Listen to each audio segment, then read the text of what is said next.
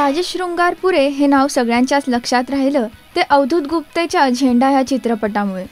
आपल्या उत्कृष्ट अशा अभिनयाने राजेशने नंतर आणखीन काही मराठी आणि त्याचबरोबरीने हिंदी चित्रपटही केले। बिन पैशांचा तमाशा ह्या विनोदी चित्रपटापासून आपल्या अभिनय सफरीची सुरुवात करणाऱ्या राजेशने मी अमृता बोलतेय, कस, मन्या द वंडर बॉय सारखे चित्रपट तर केलेच, तर शंभू माझा नवसाचा मधून 13 वेगवेगळ्या भूमिका साकारल्या, ज्याची दखल लिम्का आणि गिनीज बुक्स ऑफ रेकॉर्डने घेतली आहे। स्वराज्य, मराठी पाऊल पडते पुढे, वन रूम किचन, मॅटर सारखे मराठी चित्रपट राजेशच्या नावावर जमा आहेत। तर एक थी रानी ऐसी भी, आजा गुन्हा करले, सरकार राज सारखे हिंदी चित्रपटही त्याचेच।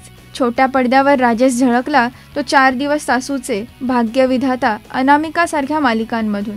तर चंद्रगुप्त मौर्यमधली सेल्युकस निकेटरची महत्त्वाची व्यक्तिरेखा त्याने लीलया पेलली। अशा चतुरस्र अभिनेत्याला त्याच्या वाढदिवसाच्या निमित्ताने राजश्री मराठीतर्फे हार्दिक शुभेच्छा।